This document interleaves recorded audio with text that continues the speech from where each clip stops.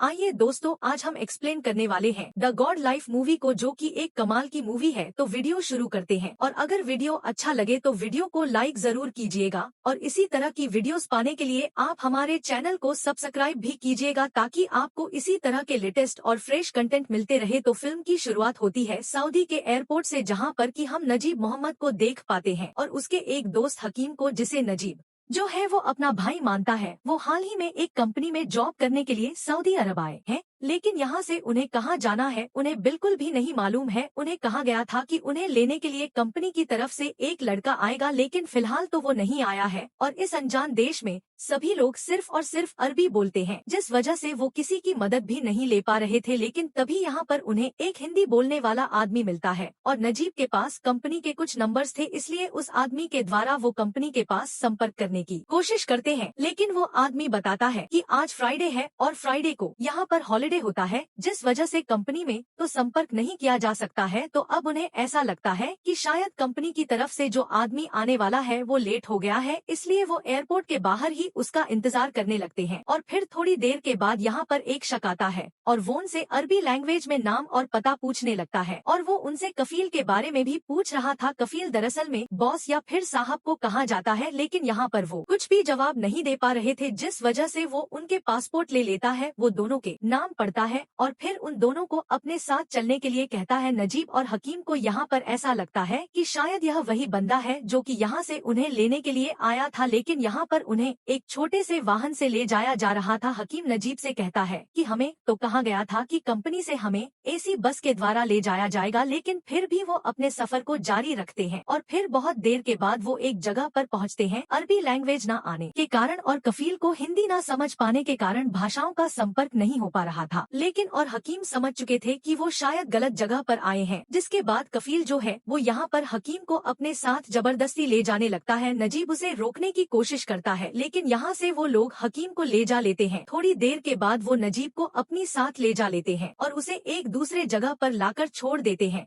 नजीब उन्हें हिंदी में समझाने की काफी कोशिश करता है, लेकिन वो लोग हिंदी नहीं समझ पा रहे थे, इसलिए यहाँ पर नजीब पूरी तरह से उदास हो चुका था। जिसके बाद वो अपने फ्लैशबैक के सीन को याद करता है, जहाँ पर कि हम देखते हैं कि नजीब जो है वह मजदूरी का काम करता है, और उसे हाल ही में एक बात मालूम चली है कि विदेश जाने के लिए वीजा अवेलेबल हो रहे हैं और वहां जाकर बहुत सारा पैसा कमाया जा सकता है। वीजा और पासपोर्ट बनवाने के लिए 10 लाख रुपए की जरूरत थी, और वो यहाँ पर अपने वाइफ के गहने जो है वो गिरवी रख देता है। बाद में हमें मालूम चलता है कि नजीब की वाइफ जो है वो प्रेग्नेंट है और वो अपनी वाइफ से बहुत प्यार करता है। जिसके बाद सीन प्रेजेंट में आता है, जहाँ पर कि नजीब देखता है कि यहीं पर एक आदमी और काम करता है, और वह भेड़ और ऊंट को संभालता है, और यहीं पर रहकर इसी तरह से वह कफील की सेवा भी करता है। अब नजीब जो है वह कफील को भेड़ का दूध पिलाने के लिए जाता है, और यहाँ नजीब उन्हें समझाने की कोशिश करता है कि वह कंपनी के लिए यहाँ पर काम करने के लिए आया था, उसे यहाँ पर गलती से लेकर आ गए हैं।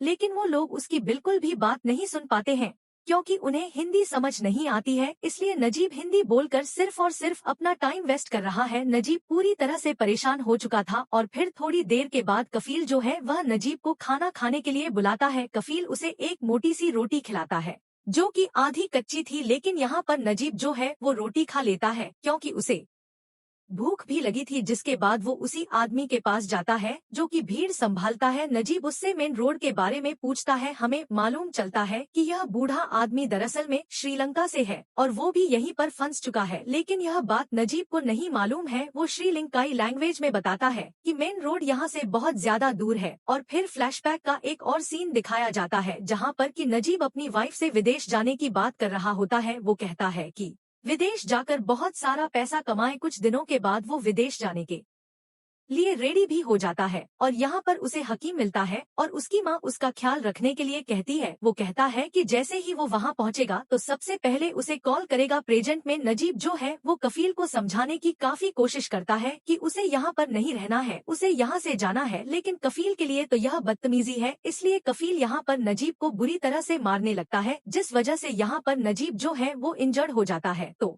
अब धीरे धीरे करके समय बीतने लगता है, और फिर एक दिन नजीब को मालूम चलता है कि जो आदमी भीड़ संभालता था, अब वो यहाँ पर उपलब्ध नहीं है, इसलिए अब वो सारे काम जो है वो नजीब को ही करने पड़ेंगे। और इन सब में सबसे बड़ा काम था भेड़ से दूध निकालने का, जो कि उससे बिल्कुल भी नहीं हो पा रहा था। जिसके बाद वो भेड़ को चराने के लिए ले जाता है, लेकिन यहाँ पर नजीब को एक बात समझ नहीं आ रही थी कि आखिर जो बूढ़ा आदमी था वह कहाँ पर गया है। तो अब सारे काम जो है वो नजीब करने लगा था। बूढ़ा आदमी जो काम करता था वो सारे काम जो है वो नजीब करने लगा था।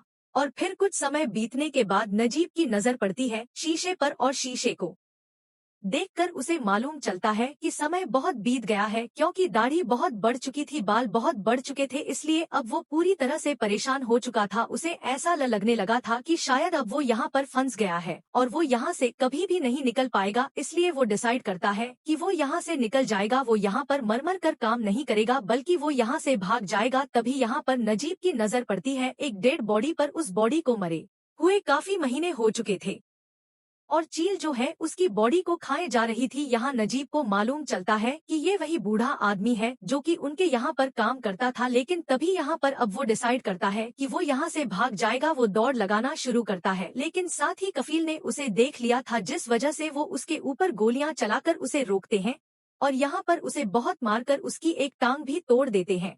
नजीब को यहाँ पर इस तरह से मारा जाता है कि वो ठीक से चलने के लायक भी नहीं बचा था। इसी तरह से बहुत सारा समय बीत जाता है और अब तो उसकी आदत बन चुकी थी। और फिर एक दिन बहुत बारिश होती है, जिस वजह से नजीब जो है वो अपनी सारी भेड़ों को लेकर कुछ पहाड़ों के बीच में पहुंच जाता है। और फिर यहाँ से निकलने के बाद उसकी मुलाकात होती है अपने छोटे भाई हकीम से। नजीब उसे देखकर पूरी तरह से इमोशनल हो जाता है, क्योंकि उसे विश्वास नहीं हो रहा था कि हकीम अभी भी जिंदा है। लेकिन हकीम की हालत देखकर नजीब को यहाँ पर रोना आ जाता है और वो उसे कहता है कि हमने अपनी जिंदगी खराब कर ली और अब जिंदगी भर हमें यहीं पर रहना पड़ेगा। और फिर थोड़ी देर के बाद हकीम का कफील आ जाता है, जिस वजह से हकीम को यहाँ से जाना पड़ता है। अगले दिन फिर से नजीब जो है वो कुछ ऊंट को लेकर निकलता है। तभी हकीम जो है वो नजीब के लिए एक लेटर छोड़ता है और यहाँ पर नजीब जो है वो उस लेटर को पढ़ता है। हकीम ने उसमें लिखा था कि भाई मुझे आपसे मिलकर बहुत खुशी हुई, लेकिन यह बात कफील को मालूम चल चुकी थी, जिस वजह से कफील ने उसे बहुत मारा। लेकिन मुझे इस बात का अफसोस नहीं है बल्कि इस बात की खुशी है कि मेरा भाई मिल गया है और वह पूरी तरह से जिंदा है। हकीम ने इस लेटर में अपने दोस्त इब्राहिम का भी जिक्र किया था। वो अफ्रीकी है और वह यहाँ के सारे रास्तों को जानता है और हमारे यहाँ से भागने में वह हमारी मदद भी करेगा। जिसके बाद इब्राहिम को दिखाया जाता है जो कि हकीम के साथ था और वो कहता है कि हम जल्दी यहाँ से भाग जाएंगे। थोड़ी देर के बाद यहाँ पर नजीब भी आ जाता है और हकीम उसे बताता है कि कफील के बेटे की शादी है, तब सारे लोग यहाँ से चले जाएंगे और सिर्फ हम ही रह जाएंगे और उसी का फायदा उठाकर हम यहाँ से भाग जाएंगे। इब्राहिम यहाँ के सारे रास्ते को जानता है, इसलिए हम आसानी से यहाँ से निकल सकते हैं। कुछ दिन बाद कफील के यहाँ पर एक आदमी आता है जो कि हिंदी समझता भी है और बोलता भी है। वो नजीब से कहता है कि कफील के बेटे की शादी है और तुम्हें भी बिरयानी मिलेगी। और थोड़ी देर के बाद वो सभी लोग यहाँ से चले जाते हैं। उनके यहाँ से जाने के बाद नजीब जो है वो सबसे पहले सुकून से नहाता है, क्योंकि वो लोग तो नजीब को ठीक से पानी तक नहीं पीने देते हैं। कुछ देर बाद हकीम भी यहाँ पर आ जाता है और वो नजीब से कहता है कि इब्राहिम ने बैग ले जाने से मना किया है। लेकिन यहाँ पर नजीब जो है वो बैग को अपने साथ ले जाना चाहता था। तो अब उनका सफर जो है वो शुरू हो चुका था। रात हो जाती है और रात को हकीम को बहुत जोर से प्यास लग जाती है और थोड़ी दूर चलने के बाद उन्हें बीच में एक टेंट दिखाई पड़ता है। वहाँ पानी का एक ड्रम भी रखा हुआ था, जिस वजह से इब्राहिम उस ड्रम में से पानी लाने लगता है। लेकिन यह बात उन्हें पता लग चुकी थी, तो वो लोग गोलियां बरसाने लगते हैं। लेकिन यहाँ से यह लोग निकलने में कामयाब हो चुके थे और अगले दिन से अपना सफर जारी रखते हैं। तो बहुत देर तक चलने के बाद हकीम जो है वह मेन रोड के बारे में पूछ रहा था। तो अब बहुत देर तक चलने के बाद उसे प्यास भी लग रही थी और तभी हकीम की नजर पड़ती है पानी पर। पानी को देखने के बाद तो वो पानी की तरफ दौड़ लगाना शुरू कर देता है। लेकिन पास पहुंचने के बाद उसे मालूम चलता है कि ये पानी नहीं बल्कि मिराज है, जो कि डेजर्ट में अक्सर देखा जाता है कि होती रेत है पर लगता पानी। कुछ देर बाद रेत के अंदर से ढेर सारे जहरीले सांप निकलते हैं और वो एक या दो नहीं बल्कि बहुत सारे थे। यहाँ पर नजीब को एक जगह पर खड़े रहने के लिए कहता है और वो सारे सांप जो है वो नजीब के ऊपर से निकल कर जा रहे थे पल भर के लिए। तो नजीब को हद से ज्यादा डर लगा था, पर अब नजीब जो है वो ठीक से चल नहीं पा रहा था, क्योंकि नजीब के पैर में छाले पड़ चुके थे। तब यहाँ पर इब्राहिम जो है वो अपनी जैकेट निकालकर उसके पैर में बांध देता है, जिससे नजीब को थोड़ी सी राहत मिलती है और फिर बाद में वो अपना सफर फिर से जारी रखते हैं। लेकिन हकीम की हालत पानी न मिलने की वजह से बिगड़ती जा रही थी। किसी भी हालत में उसे पानी चाहिए था, तो हकीम जो है वह चलने में पूरी तरह से असमर्थ था। इसलिए इब्राहिम जो है वह हकीम को अपने कंधे पर उठा लेता है। उसे बहुत जोर से प्यास भी लगी थी, इसलिए इब्राहिम जो है वो यहाँ पर हकीम को अपना पसीना पिलाता है। और तभी रास्ते में हकीम की नजर पड़ती है कुछ बिल्डिंग्स पर। उसे ऐसा लगता है कि हम हमारी मंजिल की बहुत नजदीक है। उन बिल्डिंग्स को देखकर हकीम जो है वह पूरी तरह से खुश हो गया था और उन बिल्डिंग्स की तरफ यहाँ पर हकीम जो है वो दौड़ लगाना शुरू कर देता है। लेकिन यह सिर्फ और सिर्फ हकीम का वहम था और दौड़ते दौड़ते उसकी तबीयत और ज्यादा बिगड़ जाती है। उसके मुंह से खून निकलने लगता है और यहीं पर उसकी डेथ हो जाती है। और हकीम को इस तरह से मरता देख नजीब को बहुत ज्यादा बुरा लगता है, क्योंकि वह हकीम को अपना भाई मानता था। थोड़ी देर के बाद यहाँ पर एक बहुत बड़ा तूफान आता है और यह लोग उस तूफान की चपेट में भी आ जाते हैं। लेकिन जैसे तैसे ये लोग उस तूफान से बच जाते हैं। वो दोनों तूफान से बच तो गए थे, लेकिन हालात अब इतनी ज्यादा बुरी थी कि 2 कदम तक नहीं चले जा रहे थे। हालात अब बद से बदतर हो चुके थे। और तभी यहाँ पर उन दोनों की नजर पड़ती है कुछ हरियाली पर और वो यहाँ पर भगवान से प्रे करते हैं कि यहाँ पर पानी जरूर होना चाहिए। वो जैसे ही उस हरियाली के नजदीक जाते हैं तो वहाँ उन्हें पानी मिल जाता है। पानी देखने के बाद उनकी आंखें तो ऐसी चमक रही थी जैसे अंधी आंखों ने रोशनी देख ली हो। वो तुरंत ही पानी के पास पहुँचते हैं और बहुत सारा पानी पीकर कुछ देर वही टाइम बिताते हैं। और इब्राहिम को यहाँ पर एक बोतल भी मिल गई थी, जिससे उसने वो बोतल भी भर ली थी। तो अब ये लोग अपना सफर फिर से जारी रखते हैं।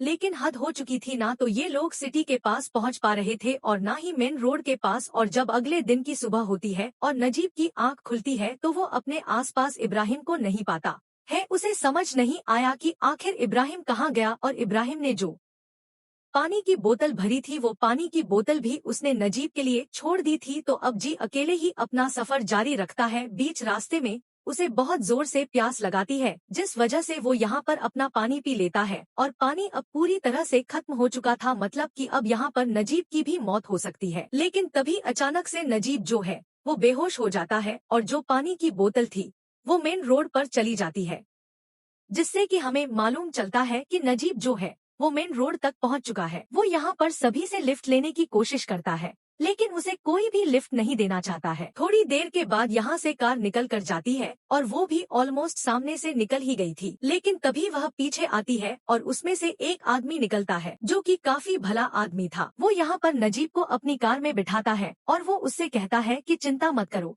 उसे कुछ नहीं होगा। और वो उसे पानी भी पिलाता है। तो पानी पीकर नजीब जो है वो पूरी तरह से सो गया था। जैसे ही उसकी आंख खुली तो वह सिटी में पहुंच चुका था।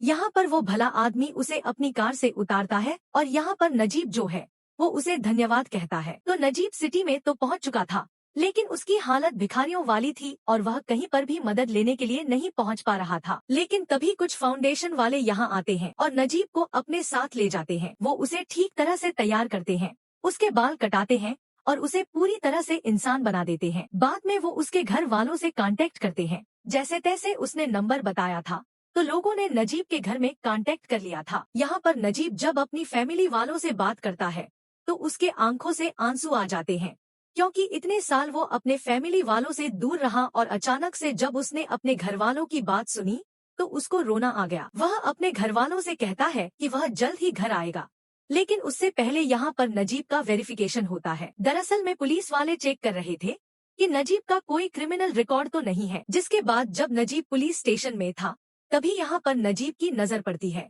यहाँ पर उसे लगी कुछ तस्वीरों पर और उन्हीं में से एक तस्वीर जो है वह इब्राहिम की थी और वो लापता वाले बोट पर थी। जिसके बाद इस जेल में ही बहुत सारे कफील आते हैं। वो बारी बारी से आ रहे थे। यहीं पर एक आदमी था, वो यहाँ पर लोगों को बता रहा था कि अगर इन कफील ने तुम्हें पहचान लिया तो वह तुम्हें मार मार के यहाँ से लेकर जाएंगे और ले जाकर तुम्हें उस जगह पर पटक देंगे जहाँ से तुम भागे थे। थोड़ी देर के बाद जेल में और भी कफील आते हैं और वह अपने लोगों को पहचानना शुरू करते हैं। और तभी यहाँ पर नजीब की नजर पड़ती है अपने कफील पर। नजीब उसे देखकर छिपने लगता है। वो उसे देखकर पूरी तरह से डर चुका था। वो कफील जो है वो नजीब के पास आ जाता है। उसने उसे पहचान लिया था और अब वो उसे बुरी तरह से मारकर वापस ले जाने के लिए भी कहने लगा था। लेकिन हमें मालूम चलता है कि दरअसल में नजीब जो है वो यह सब कुछ सपना देख रहा था लेकिन डर वो हकीकत में रहा था, क्योंकि उसने यहाँ पर अपने कफील को देख लिया था। कफील उसे पहचानने की कोशिश करता है, लेकिन यहाँ से वो आगे निकल जाता है। बाद में वो नजीब के पास वापस आता है और वो अरबी लैंग्वेज में नजीब से कुछ बातें कहता है और फिर चुपचाप यहाँ से चला जाता है। तो बाजू वाला आदमी नजीब को बताता है कि यह तुम्हारा कफील नहीं था, उसने एयरपोर्ट से तुम्हें गलती से लेकर गया था। कपिल ने तुमसे कहा है कि अगर तुम उसके आदमी निकलते तो वो उसे मार मार के वापस ले जा लेता। कपिल के यहाँ जाते से ही नजीब की आंखों से आंसू निकलने लगते हैं, क्योंकि पल भर के लिए तो उसे ऐसा लगा था कि शायद अब वो पकड़ा गया और कफील उसे वापस ले चलेगा। जिसके बाद हम देखते हैं कि नजीब जो है 3 महीने तक जेल में ही रहता है और 3 महीने के बाद उसे इंडिया वापस भेज दिया जाता है। उसने मसा रेगिस्तान में 3 साल का टाइम बिताया और यह 3 महीने उसे 3 साल जैसे लगे थे, क्योंकि उसे सिर्फ और सिर्फ अपने घर जाने का इंतजार था। तो दोस्तों, यह फिल्म पूरी तरह से हिला डालती है किसी दूसरे देश में जब कोई फंस जाता है तो उसके साथ क्या कुछ हो सकता है। फिल्म में जिस तरह से दिखाया गया है वह आपको हिला डालता है। आप सोचने पर मजबूर हो जाते हैं कि क्या अपना देश छोड़कर जाना चाहिए। पहला हाफ अच्छा है, फिल्म मुद्दे पर आती है, लेकिन दूसरा हाफ में जो होता है वह आप देख नहीं पाते। पानी की एक बूंद के लिए तरसते लोग, जानवरों के बीच जानवरों की तरह रहते इंसान, यह सब देखकर आपको यकीन नहीं होता कि ऐसा भी हो सकता है। विदेशियों की भाषा समझ नहीं आती, लेकिन शायद जो दर्द नजीब महसूस करता है वो दर्द डायरेक्टर आपको भी महसूस कराना चाहता है, इसलिए डायरेक्टर ने इस फिल्म में सबटाइटल नहीं डाले हैं। फिल्म आपको उस दर्द को बड़े अच्छे से महसूस करा देती है। यह यकीन दिला देती है कि शानदार सिनेमा अब भी बन सकता है। बनाने वाला चाहिए। फिल्म की एक कमी यह है कि फिल्म बहुत लंबी है, थोड़ी कम लंबी होती तो ज्यादा अच्छा होता। अदाकारी का अगर कोई ऊंचा मुकाम या मापदंड होता तो पृथ्वीराज यहाँ उसे छूकर आगे निकल गए हैं। शुरू में वो एक आम मलयाली शख्स लगते हैं जिसका वजन कोई 90 किलो के आसपास होगा। बिल्कुल आम सा दिखने वाला यह शख्स जानवरों के बीच रहने लगता है और जानवर जैसा लगने लगता है। उसके कपड़े इतने ढीले हो जाते हैं कि उसके पेट संभालने के लिए रस्सी बांधनी पड़ती है। सेकंड हाफ में जब वह रेगिस्तान से भागता है तो उसका दर्द आप महसूस करते हैं। पृथ्वीराज ने फिल्म में ऐसा काम किया है जो बहुत कम एक्टर कर पाते हैं। यह किरदार एक्टिंग की तमाम वर्कशॉप में पढ़ाना जाना चाहिए। आप इन्हें कितने अवार्ड दे देंगे? काफी नहीं होंगे कि आर गोकुल ने हकीम के किरदार में शानदार काम किया है। इब्राहिम बने कादरी ने भी बहुत ही कमाल की एक्टिंग की है। नजीब की पत्नी के किरदार में अमाला पॉल का काम जबरदस्त है। ब्लेसी ने इस फिल्म को लिखा है और डायरेक्ट भी किया है और कहना होगा कि वो इस फिल्म की आत्मा है। ब्लेसी ने इस किरदार के दर्द को जिस तरह से दिखाया है वह एक शानदार डायरेक्टर ही दिखा सकता है। ब्लेसी ने एक एक फ्रेम में जिस तरह की मेहनत की है वह काबिले तारीफ है। और इसी के साथ यह वीडियो यहीं पर खत्म हुआ है। तो दोस्तों, उम्मीद करता हूँ आपको वीडियो पसंद आई होगी। यह फिल्म कैसी लगी कमेंट्स बॉक्स में जरूर बताइएगा।